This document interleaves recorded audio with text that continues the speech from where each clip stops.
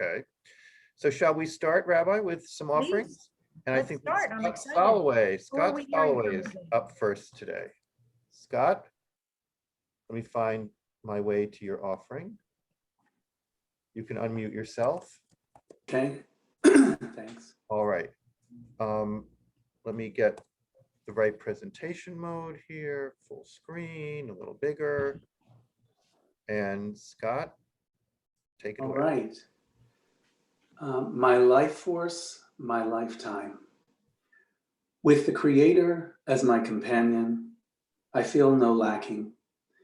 Laying me down in the field, guiding me over by the calm water, restoring my life breath, leading me along the circuitous paths of integrity toward the namesake.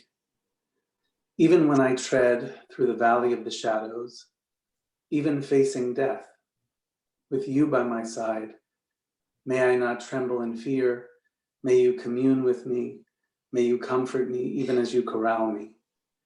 You set before me a full table, sustaining my fight to break free from all that holds me back. You pour oil for me to luxuriate in. My cup is full.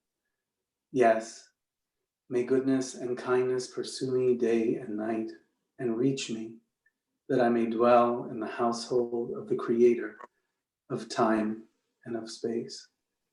Beautiful, beautiful, Scott. Speak to us. Tell us about writing this.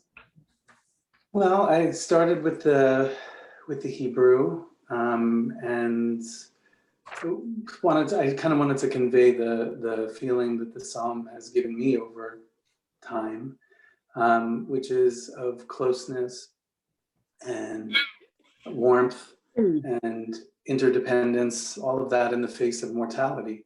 And sometimes it's, in my head, it's sort of a blur between this eternal, otherworldly spirit or being and each other and the people who we're closest to. And so that's sort of trying to balance the intimate and personal, and that's something that is much more universal. I think that's beautiful. Scott, you just muted yourself probably by mistake because I think you're still talking. Oh, sorry. That's okay. Sorry. The other thing that I wanted to that struck me was that for the first time I really understood. There's that phrase in Deuteronomy, "Kihu chayecha v'orech yamecha," and because those phrases are the same in the last line. It really struck me into how to understand that, and that's why I titled it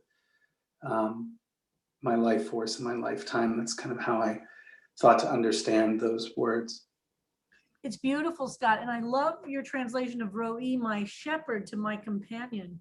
And I think that's a very deep part of the shepherd, right? That's somebody who's always there, so to speak, and if a shepherd walks away, it's not going to work, right? The shepherd is a companion, and that piece of it is very intimate and very beautiful.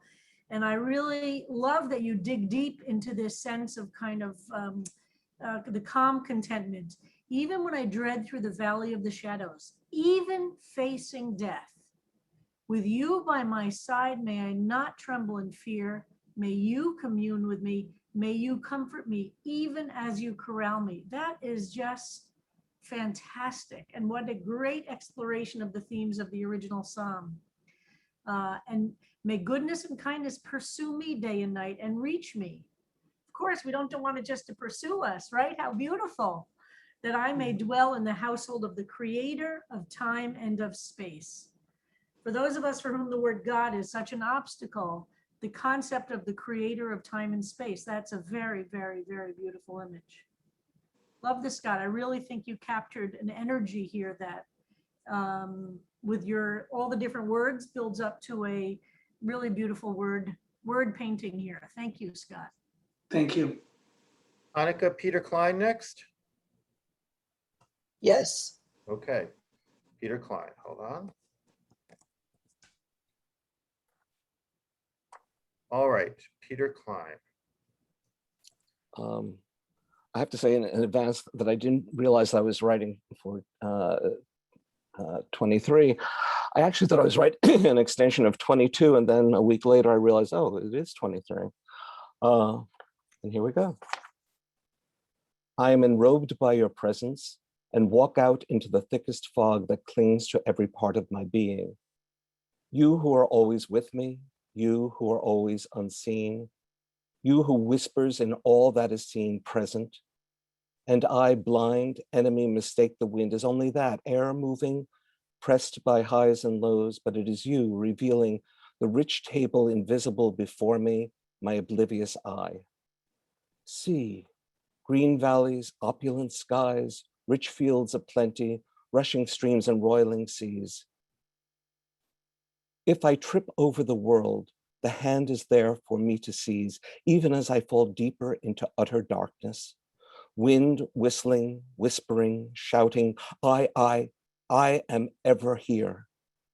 Shaking, screaming into the night, grabbing the bedclothes, slapping my face, my throat raw, lungs gasping. Wake up, anointed one, my child. Inhale and come to me. I breathe the presence of God storming into my lungs and wake clean to begin again. Wow, Peter. Wow, and this seems quite different than some of your others. And yet I realized that so Uh-huh. many of the things I've written this last year have been meditations on the same question. Of And course. using often the same language as I read through All them. right, speak to us Okay. about Psalm 23. When I was growing up, 121 was my go-to, and 23 was, beautiful and lovely and comforting up to a point, but I never really felt it personally. But when I was in my 30s, there was a particular day when I received a call from my ex, who is my best friend, and said, we need to meet. And when we met, he said, I'm positive. And the next day I went to be tested. And as you recall, in the 80s, you didn't get a result the next day, the next week, maybe several weeks. And all that time, I realized that's what it meant to live in the shadow of the valley of death. Fortunately, I turned out to be negative. But then the real question, Peter, that is so powerful. but then the real question arises, well, if I've been spared because of no actions of my own, why? And also, what next? What am I supposed to do with the rest of my life? Is there intention behind any of that? And every morning when I pray, and at night the same, I think about that. Uh-huh. And that's it. Wow, you who are always with me, you who are ever unseen. I love that combination, the feeling of, yes, there's presence, but where is it? Well, it's not, where is it? You who whispers in all that is seen present. That's a very powerful paragraph or verse. And then can you go down a second? I want to see there was something at the end there that I loved. Yes. Wake up, anointed one. Nice use of the reference to oil. My child, inhale and come to me. I breathe the presence of God. That's very creative. Storming into my lungs and wake clean to begin again. Beautiful, Peter. And thank you for that backstory. That is very powerful. I think many of us lived that. Yep. So thank you. Let me see. Jeremy, are you here? Jack Neiman is next. He must be on a different sheet. I don't have him on the sheet that I It's the have. one I sent last night. Okay, we'll go through my sheet and then I'll go to Jack unless Jack has to leave early. Okay, Okay. right. I'm Jeremy? here. Okay, so Jeremy, on to you. A psalm skew. A song of David. Hear him. Before me a table is spread out in the presence of my enemies. Their blood incensed begins to boil as the priest anoints my head with oil. My cup with wine is overflowing. I drink and feel my powers growing. I fear no evil. I lack for nothing. Goodness and kindness pursue my ways. God's holy light brightens all my days. In his house will I sit and sing his praise. So sings the king. But now hear me, a sheep lost in a crowded herd, unheard, but bleating out my cry. My shepherd lead me to lush pastures. My shepherd beside still waters let me sleep. My shepherd, please restore my soul. Lead me not to valleys deep and darkened by death's shadow. No, I will not willingly to slaughterhouse go.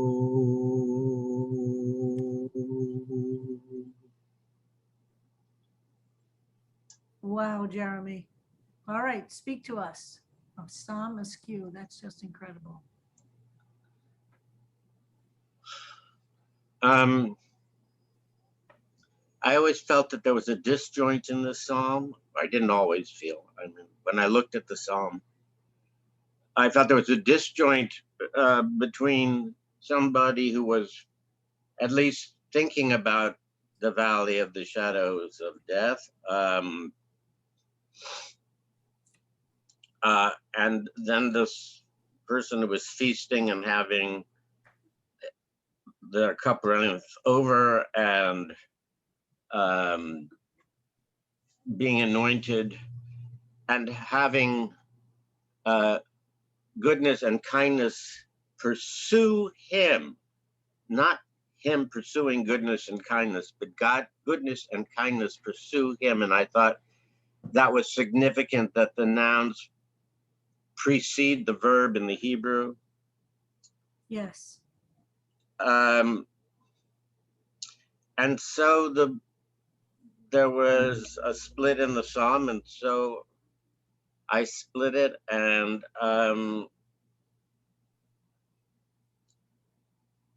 the position of the sheep and the relation to the shepherd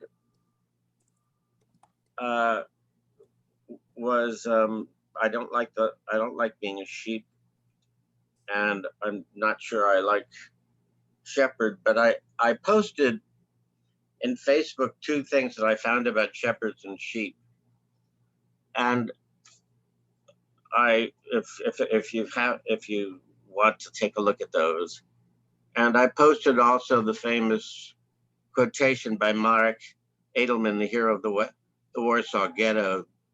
These people went quiet and with dignity. It is an awesome thing when one is going so quietly to one's death. It is definitely more difficult than to go out shooting. And that's a quotation that I discovered when I was doing the play Ghetto in the 80s. And it has stayed with me. At any rate, it's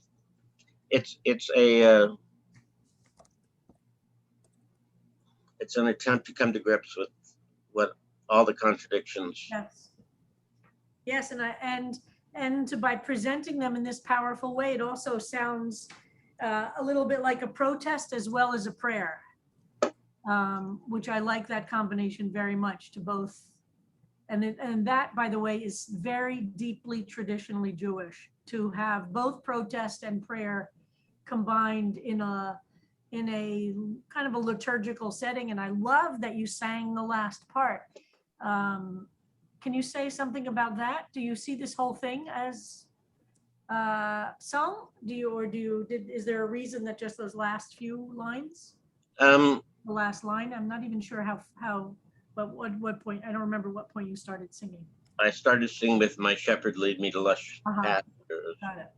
Well, after services on Friday, it came to me that I wanted to sing the last part, and I was, and that nigun, just is in my head, and it fit, and it also fit to me thematically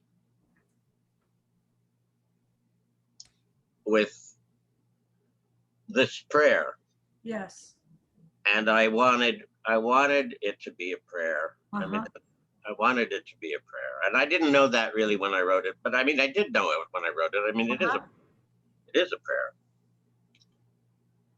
Yes, And and the Psalms are in some ways a book of prayers, which is unusual for the Bible. You can't point to a lot of books of the Bible which are actually some ways prayers, and the Psalms is that in many, many ways. So that's beautiful. and Harold, Yeah. the first king should not be capitalized. I'm sorry, it's my Okay. mistake. And so No sings the king there. Yeah, that's just the king Okay. of. Changed. It's not the big king. Okay. All right. Shall we Thank move you, on? Jeremy. Thank you. Thank Really you. powerful as always, your writing, your performance. Thank you so much. Love that you're here. Regina. Regina has read, but I will take this moment to say happy birthday again. Happy birthday, Regina. Happy birthday. And I understand from the comments, it's also Sherry's birthday. Yes. And we read Marilyn's and so we're up to Julie. Julie Rayner. Thank you, Harold. Good morning. Good morning. O Lord, my shepherd, I shall not want. You lay me down in green pastures. You lead me beside the still waters. You restoreth my soul. You leadeth me in the paths of righteousness to keep me near thee. Yea, though I walk through the valley of the shadow of death, I will have no fear, for thou art with me. Thy breath of life, thy eternal heartbeat, they comfort me. Thou preparest a feast before me. Thou anointest my head with oil. My cup runneth over. Surely love and mercy shall follow me all the days of my life, and I will dwell in thy house forever. Wow. So Julie, speak to us.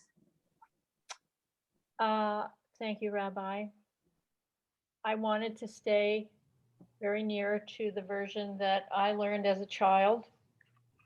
I took a sabbatical from the class for about 5 weeks and drove down to Panama City, Florida to our family home. And while I was there, I found this book that was given to my brother and me when I was 4. And here's the first version of the 23rd Psalm I learned. First prayers for children. And I also found my mother's prayer book from when she was 12. And this is the version of Psalm 23. He shall convert my soul. And it has been such a comfort to me to spend these weeks with Psalm 23, as I know it has so many people. I remembered early on learning that the people who were descending the stairs of the World Trade Center recited the 23rd Psalm. And that was something that Wow, I didn't know that. Wow. covered with ash. Some made it, some did not make it. But that this is so embedded in us, in our bones, that we hold some memory of the Psalm. So I wanted to stay very close to the music of the version I learned, but I also wanted to allow a few lines to change and to personalize it in a very simple way. So Speak about the changes you made. So, well, in the first line, I address, "O Lord, my shepherd, I shall not want." It's never in the third person. You lay me down in green pastures. You lead me beside the still waters. And then instead of for his name's sake, in the paths of righteousness, to keep me near thee. Yep. That close presence and relationship in especially times of grief and fear, and to try to shift the language just a little bit I will have no fear instead of I will not fear. Uh-huh. And then I let the enemies go. Uh-huh. No need to hold on to the enemies, but to try to feel the presence, thy breath of life, thy eternal heartbeat, they comfort me. I can feel my own heart beating, and that is the nearest manifestation of God's presence I can usually access. Uh-huh. Wow, what a fantastic. And then instead of a table before mine enemies, a feast before me.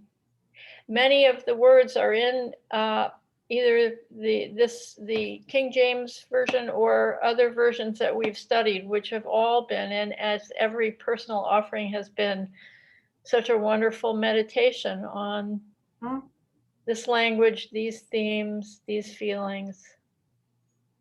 And then instead of goodness and mercy, love and mercy. Julie, I think what you're also offering the class as a model is that you don't have to change everything. If you find something, you know, if we had printed it, if you publish sometime, maybe you'll say, oh, you owe some inspiration and credit to Mitchell or to King James or to Fisher. But part of creating art is borrowing and echoing. It's not plagiarism in the same way as writing an essay about a historical subject. And when it's printed or written, you would always write what your inspirations and resources were. But for sure, in Hebrew, when people write versions of the psalm or sing versions of the psalm, sometimes we take chunks of the original psalm, and sometimes it's changed somewhat. That's okay to do. And I think this is how you integrated maintaining this deep connection to your childhood and to your lifetime relationship with it, and then made it your own, is really very beautiful. Thank you. Thank Thank you, you. Julie. Thank you so much. Let's see, Sue Rosansky.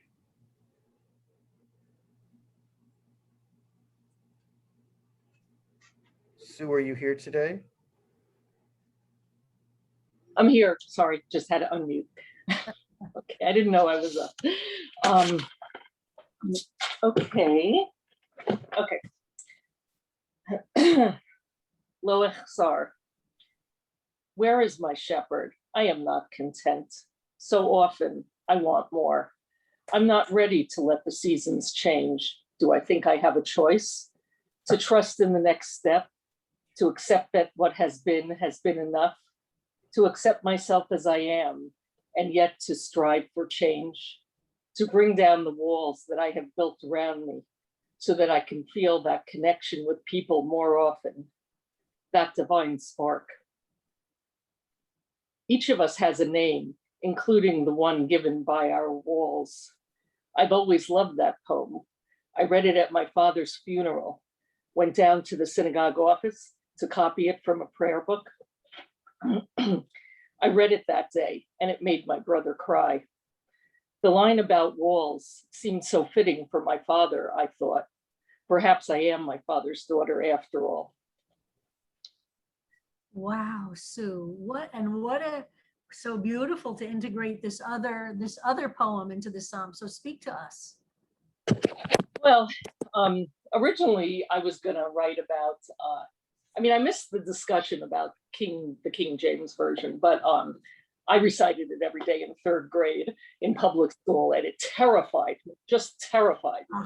So originally I was getting the valley of the shadow of the valley of death. I mean, God, it was very terrifying to me.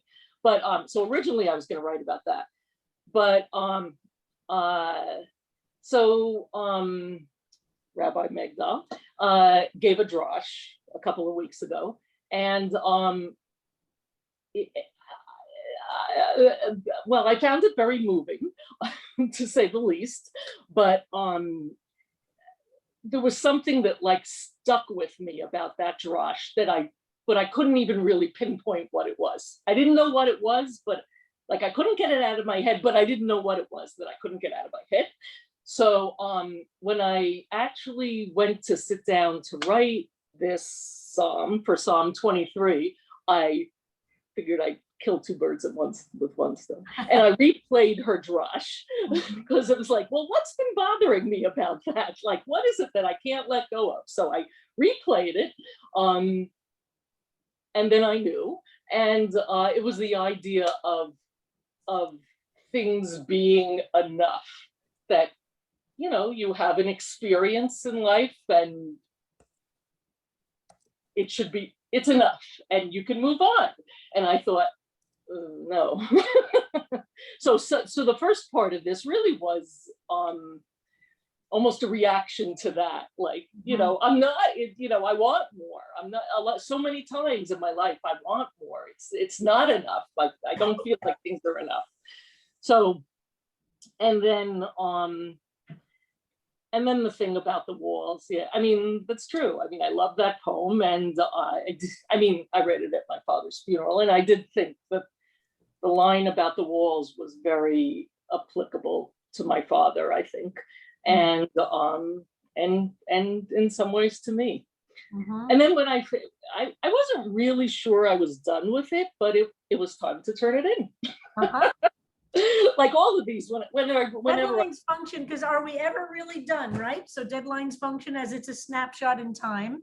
Doesn't mean you won't come back to it as another time in your life, but deadlines function to create a snapshot. So that's, you were done for that time. Done forever. Well, I really love it, Sue, and I love just starting by saying with Lo Echsar, and where is my shepherd? I am not content. What a great turning the psalm around and expressing what I think everybody feels at some time. Even the people who feel the other parts of it feel, where is my shepherd? I am not content. That is a piece of life that's so profound. And so that the psalm inspires this is just perfect. It really is perfect.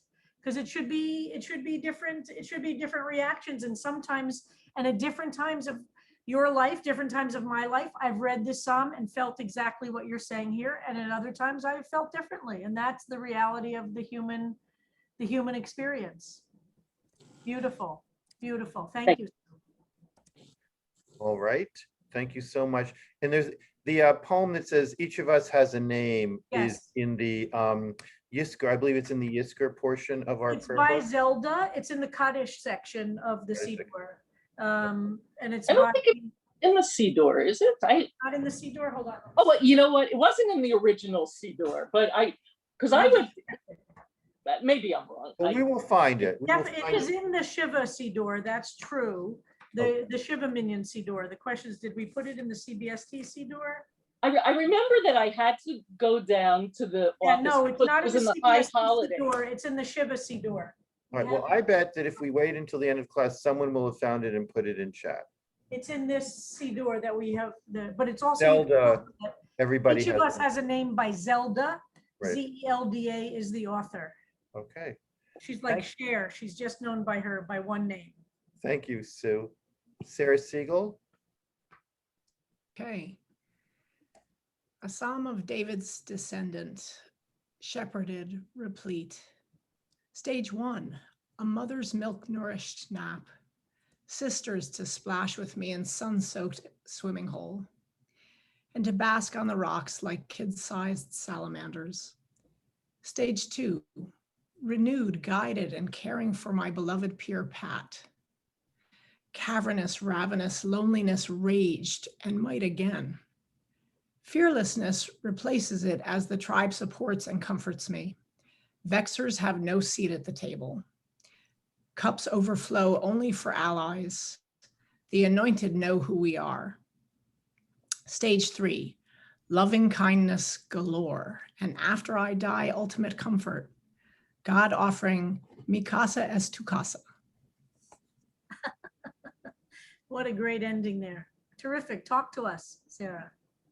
So this was me trying to be more poetic than usual, or make it more like a poem instead of a story.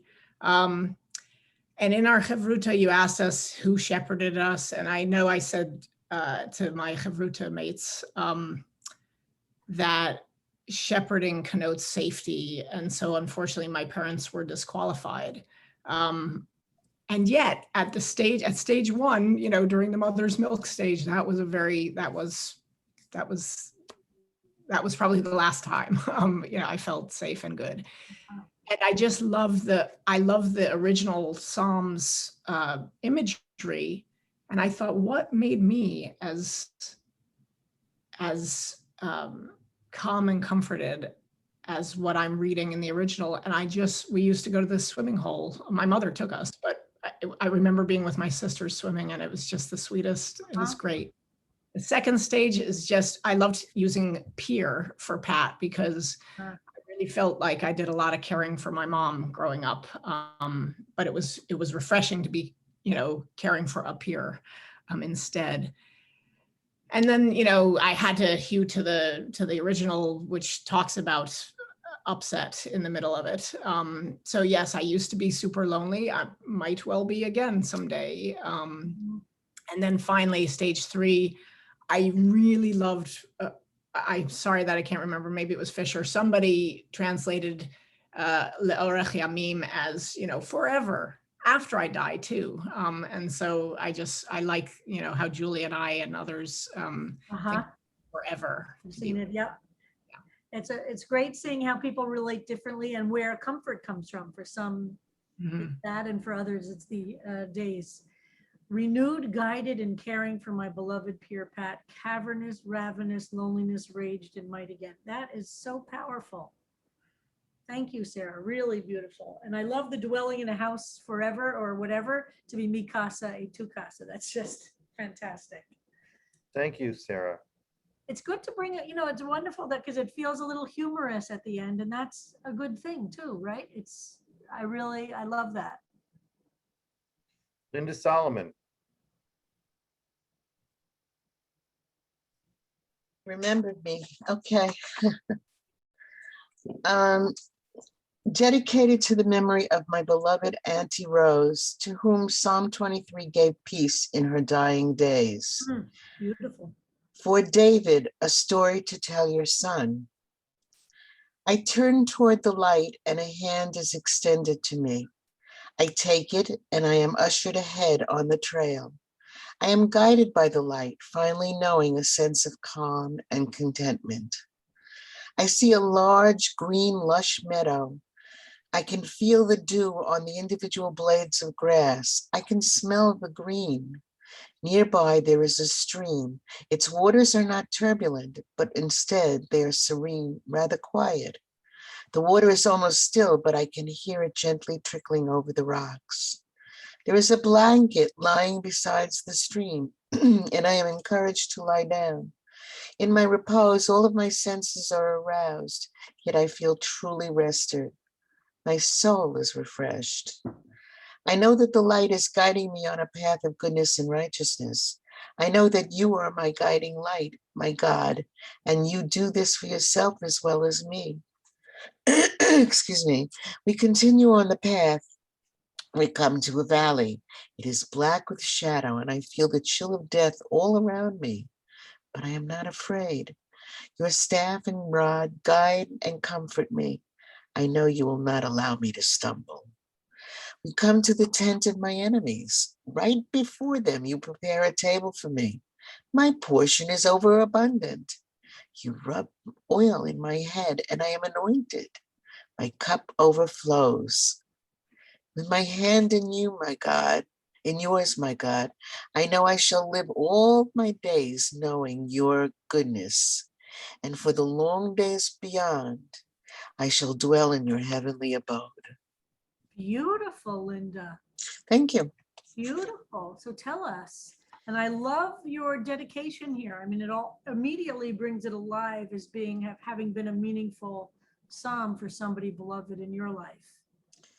I read, I was one of those children to whom Psalm 23 came in school through reading in class. And I remember not really totally understanding it or being involved with it. It was something that we had to get through to go on with the day's lessons. But when my aunt was in the hospital after she had been operated and opened and closed, and they said there was nothing they could do for her, she asked me to read this every night, Psalm 23, to her. And so I did. I read that to her every night in the hospital. And I believe it gave her a sense of comfort. And when she died in my arms at home, but she died in my arms. And as she was dying, I was trying to read this or say not read it. I wasn't reading, but I was giving her all of the thoughts of Psalm 23 as she was dying. So it became a very, very meaningful psalm to me. And like Peter, 121 is really my go-to all the time, but 23 became meaningful. So I tried, when I was writing this, I was trying to think of what she would say if she were writing about Psalm 23 and how it affected her and what she felt when she was hearing it said to her every night. Oh, wow. That's so beautiful and so meaningful. And so you're putting it really in her voice. In her voice, basically. Yeah. Ah, Wow. wow. Wow. And who is David? Well, David is the father of Solomon, isn't he? Yeah, but so was there a David related to your aunt? No, but I I'm a believe that. Solomon. Oh, got it. All right, that passed over me, but Oh. oh, Linda, that's wonderful. This is Wow. really terrific, Linda. Thank you. And Thank you. again, you've modeled something new, the idea of putting this in someone else's voice, not the psalmist, not your own, but even another person to whom you're very close. What a beautiful idea. Thank you, Linda. I just want to say one more thing. Linda, I had a conversation with her daughter, my only first cousin, this week, and she didn't know about this. I told her about it, and she didn't know that I said this for her mother every night. And I said, there are a lot of things you don't know about my relationship with your mother. I was as close to her as I was to my own mother. Beautiful, Linda. We're gonna have to move on. Yeah, no, I just wanted to Thank share you. that. Thank you. That's wonderful. I hope you shared this on with your cousin. so Yeah. we have an actual shepherd here. And here comes our shepherd. Okay, A Solomon and a shepherd, see? and my brother's named David, but I think this is gonna be kind of trite. Anyway, I changed 2 words in it, so anyway, I'm always changing. Okay. A Psalm of a Shepherd by Shepherd.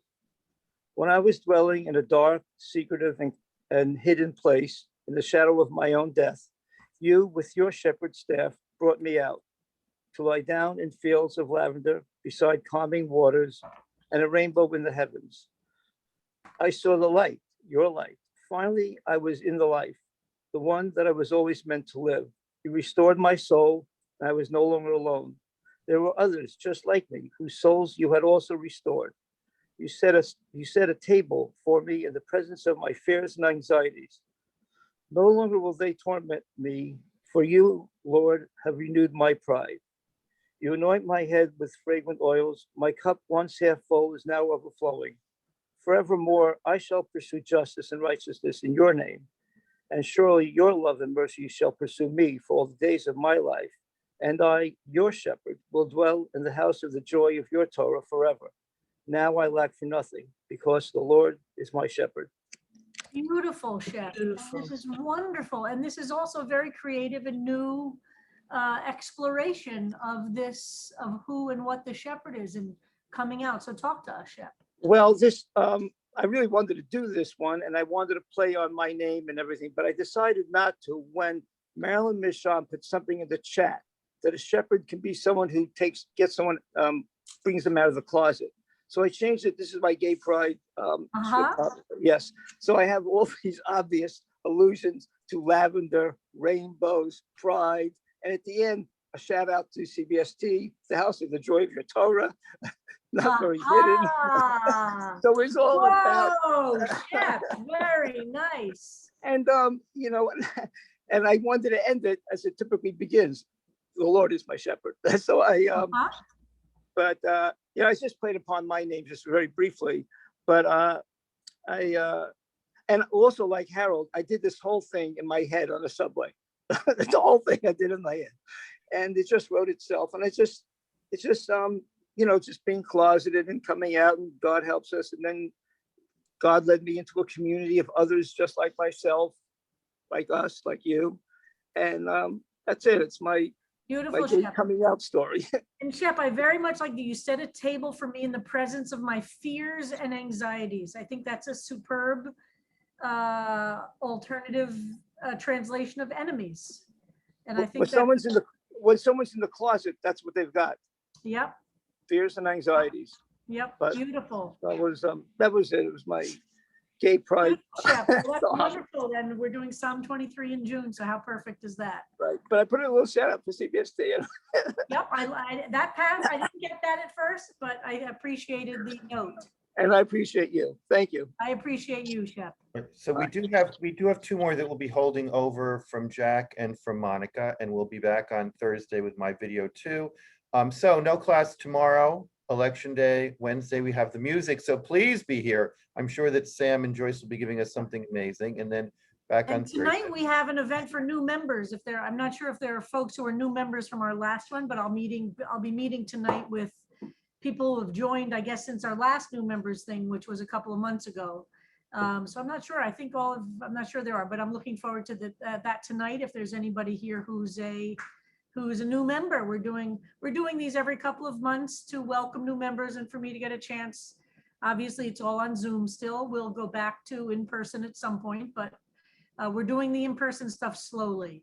We're really trying to, as you can see, and those of you who were there Friday night, everything takes a lot of organization and thought and create, you know, so, okay, yeah, I'm gonna leave now to go to our CBST cemetery. I'll take a picture there so folks can see it. And by the way, September 12th, we're doing our CBST trip to the CBST cemetery to do our annual high holiday ritual at the cemetery. We're seeing Misha Berach for everybody buried there.